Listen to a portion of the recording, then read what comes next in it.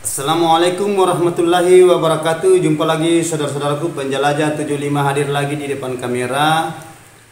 Ada lagi pertanyaan saudara-saudara kita di bawah kolom komentar. Dia mengeluh mengenai dia punya RBW. Ya, dia mengeluh. Sebabnya dia mengeluh karena dia habis kebobolan, dia punya RBW dicuri, dia punya sarang sama istilahnya sama perampok ya, begal. Dimasuki dia punya bangunan, dibobol sampai burunya itu yang jelasnya dirampok ya, dibongkar dia punya pintu. Kalau tidak salah itu bahasanya di bawah kolom komentar. Semua sarannya diambil ya, apalagi itu yang jelasnya memang itulah kejadian-kejadian yang saat ini kita perlu juga hati-hati ya di dalam ruangan RBW. Perlu juga adanya pengontrolan ya, pengontrolan CCTV bagian luar maupun juga bagian dalam, karena memang rata-rata yang begitu memang biasa sering terjadi. Yang pernah juga saya jelaskan ini mengenai pintunya harus diperbaiki ya. Jadi kasihan juga, mudahan ini satu ujian, cobaan bagi saudara kita di lapangan. Mudahan tambah dimudahkan rezekinya, saya doakan. Ya, kita saling sharing lagi. Saya akan bongkar karena dia menanyakan mengenai waliknya di dalam. Apa dia waliknya tidak pergi? Ya. Jadi okelah saudaraku. Sebelum saya mengupas lebih mendalam mengenai ruangan RBW dan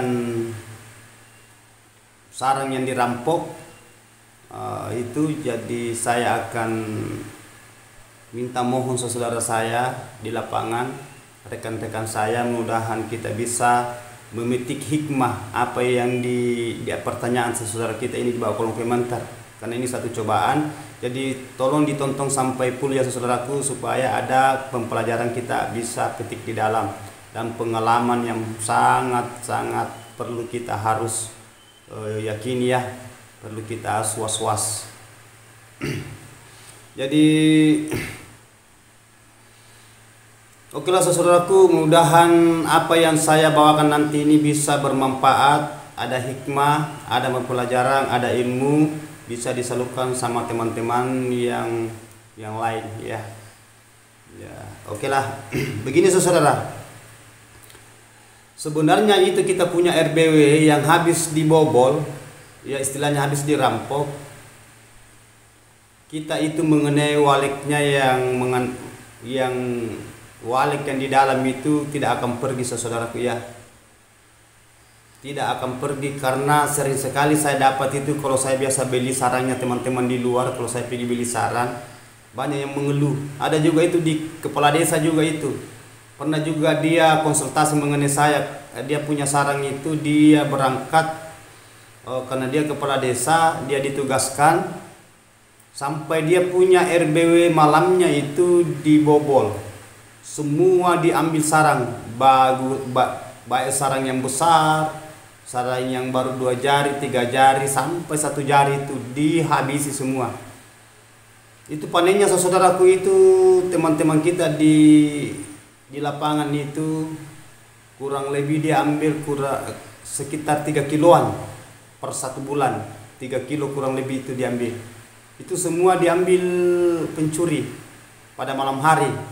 Karena itu yang pencuri dia telusuri, rumahnya kosong, itu dia punya bangunan RBW di belakang rumah, di belakang rumahnya saja, dekat dia punya dapur, di situ dia punya RBW, dibobol itu. Padahal itu pintu besi, itu pintu besi, hanya kekurangannya karena dia tidak pasang CCTV. Karena sekarang kan serba canggih, jadi kita memang perlu waspada saudaraku, adanya namanya pencurian pada malam hari, baik siang maupun malam, tapi yang sering terjadi itu malam itu pembobolan. Nah, itu wajar-wajar saja memang, karena kita perlu waspada ya, kita perlu kontrol juga kita punya bangunan, karena tidak mungkin kita selamanya selalu di situ 24 jam ya. Karena kalau pencuri sebenarnya itu di mana ada waktu, istilahnya kesempatan, ya di situ dia bereaksi, ya di situ dia bereaksi. Jadi memang sangat-sangat kita perlu hati-hati di bangunan. Sudah banyak saudara, sudah banyak terjadi. Ada juga itu di belakang. Itu di belakang itu saya juga heran itu kenapa tidak kedengaran itu, sedangkan itu di belakang berlubang. Dikasih lihat juga itu orangnya itu. Saya beli sarangnya itu waktu karena ada sarang yang sudah dipanen. Rencana itu habis panen lagi baru dijual.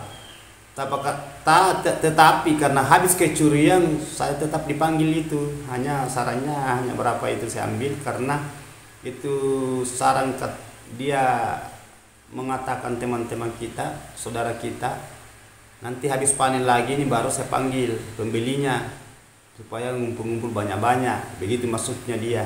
Tapi terhubung kecurian itu waktu hanya barangnya sarangnya saya ambil itu hanya sedikit. Nah, itu dikasih lihat itu, saya dibawa ke belakang juga itu. Habis itu dibobol juga di belakang itu kurang lebih ya 1 meter, 1 meteran itu, 1 meter kali 1 meter di betel itu. Makanya juga saya heran itu kenapa tidak kedengaran. Pintar juga pencuri ya. Dan mungkin keahliannya di situ, kerjanya ya begitulah manusia ya. Istilahnya menikmati hasil keringannya orang ya. Tapi mudah-mudahan saudaraku ini pembelajaran, perlu sekali kita hati-hati. Saya ulangi, perlu sekali kita hati-hati. Kita perlu kontrol di bagian luar bangunan kan itu. Karena namanya kendala kan saya jelaskan saudara ya. Selalu ada kendala, selalu ada hambatan, selalu ada cobaan, tantangan, rintangan. Selalu saya jelaskan itu. Nah, ini sudah belum lama saya jelaskan ya. Belum lama saya jelaskan. Kita sebagai di dunia walek, saudara kita itu belum berhasil, gimana caranya supaya kita cepat berhasil. Berhasil lagi nanti dicuri lagi sarangnya. Jadi memang tidak pernah lepas namanya cobaan. Nah, itu. Jadi saya sudah mengatakan saudaraku ya. Jadi memang di situ lagi diuji lagi. Nah, kembali lagi diuji lagi kesabaran di situ. Kalau teman-teman kita itu, saudara-saudara kita, tidak ada yang mau ada kejadian kayak teman-teman ini yang tulis di bawah kolom komentar saya.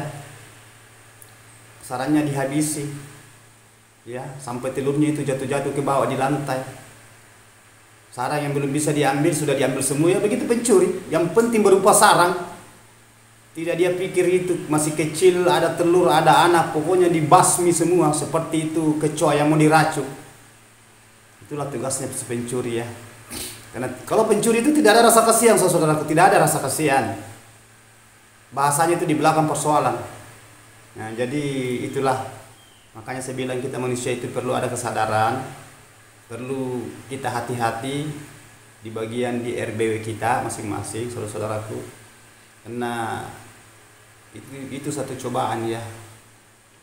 Nah, jadi itu sebenarnya saya kembali lagi tadi. Itu bagian dalam itu burung itu tidak akan pergi saudaraku. Biar sudah diganggu, biar hanya itu agak-agak stres burung waliknya ya. Ya, itu agak stres. Maksudnya karena dia masuk malam, karena sama-sama maksud saya sama sekali itu burung walek kalau malam jangan coba-coba masuk malam. Jangankan malam, sore pun itu tidak bisa kita masuk sebenarnya karena ada hawa aroma bau kita itu sampai malam itu dia tahu itu walek. Yang ditakut itu walek liar yang baru inap. Ya, itu masih ada rasa kewas-wasan, canggung, takut, agak kaget. Kalau walek-walek yang sudah di dalam sudah lama ya itu dia nggak biasa.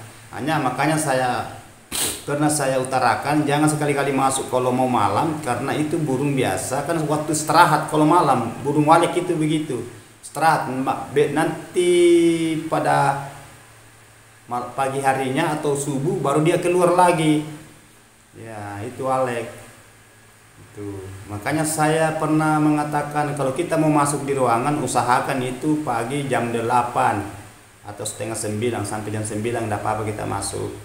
Ya.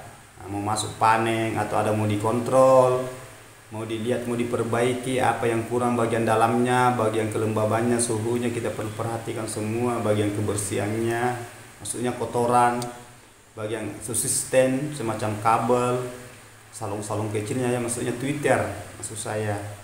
Nah, predator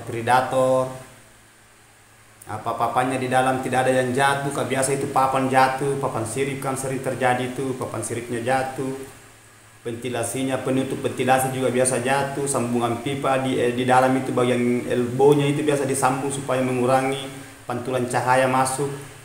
Nah, biasa juga jatuh, itu perlu semua kita itu adakan pengontrolan bagian dalam. Istilahnya maksud saya itu konsisten di dalam bagian ruangan. Apalagi semacam teman-teman kita ini habis kecurian, habis dirampok, nah itu burungnya sangat-sangat itu stres itu burung.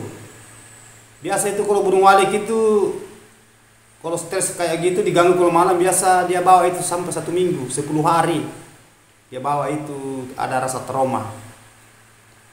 Ya, jadi ada beberapa kendala kerugian kita sebenarnya. Sarangnya diambil, telurnya jatuh-jatuh semua. Kalau perampok itu kalau ada telurnya itu jatuh pecah-pecah, dia tidak dihiraukan itu. Begitupun juga anak yang kecil. Ya, karena sudah banyak teman-teman kita itu yang sudah dirampok kayak begitu. Pencuri kan tidak ada rasa kasihan, saudaraku. Yang jelasnya sasarannya adalah sarang. Ya, tujuannya itu adalah sarang. Ini memang fatal ya, kita perlu betul-betul kita perlu waspada ya yang kita punya RBW. Karena rata-rata itu kalau yang dibobol itu rata-rata orang yang sudah berhasil. Kan itu pencuri tahu juga, tahu sekali kalau oh ini sudah berhasil, ini sudah banyak sarangnya di dalam. Oh ini harus target utamanya sebagai perampok, begal, pencuri, itu targetnya itu orang yang berhasil. Jadi memang banyak kendala saudaraku, banyak cobaan. Selalu saya katakan itu di video saya itu. Ya. Kita tidak berhasil, banyak cobaan. Banyak kendala. Sekarang berhasil nanti begitu juga banyak juga cobaan. Kan pernah saya katakan saudara ya. Orang sehat dicoba, orang sakit pun juga dicoba, orang miskin dicoba, orang kaya dicoba. Ya. Tidak mengenal itu, tidak pernah kita lepas dalam cobaan. Ini baru-baru saya utarakan, baru beberapa hari ini sudah ada masuk di bawah kolom komentar. Nah, makanya saya bilang, makanya pernah saya utarakan, mau lari kemana kita, namanya cobaan, kendala, hambatan, tantangan, rintangan. Ya, nah, lawannya itu satu saja, satu. Itu diuji kesabaran di situ. Ya. Nah, lawannya lagi itu sampai kapan bersabar. Nah, itu jawabannya, kamu sampai kapan bersabar. Nah, itu bahasa itu sampai kapan, tidak ada bahasa itu sampai kapan kalau bahasa sabar.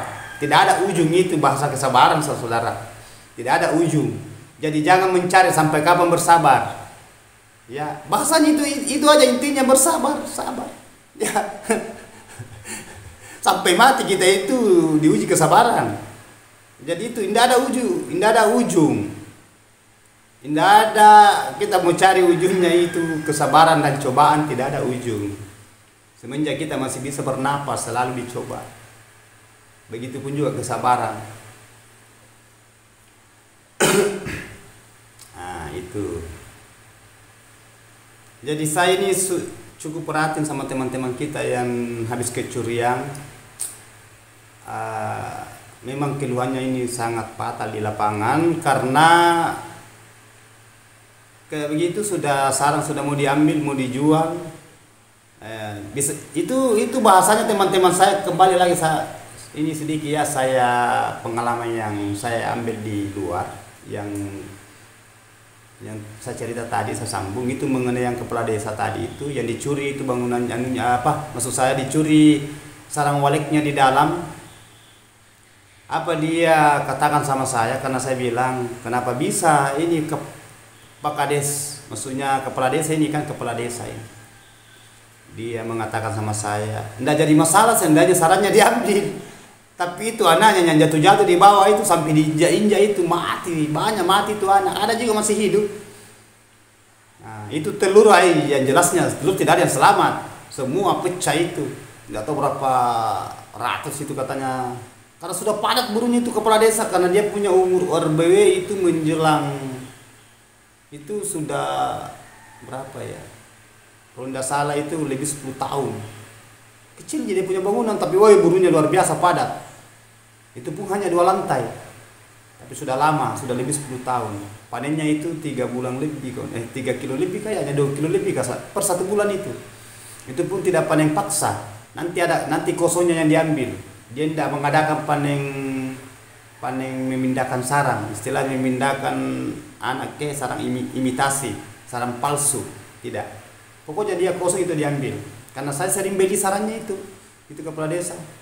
Jadi tidak usah saya sebut namanya, tidak usah saya sebut daerahnya. Yang jelasnya apa yang saya alami itu yang saya paparkan di konten saya. Makanya saya punya konten itu orangnya ori, pengalamannya juga ori. Nah itu, saya tidak mengambil dari buku, saya tidak mencontohkan di semacam televisi, tidak. Apa yang saya alami itu nyata. Nah sama ini baru-baru lagi teman-teman kita ini, ya ini sudah. Itu yang saya cerita sama teman-teman itu yang habis kecurian.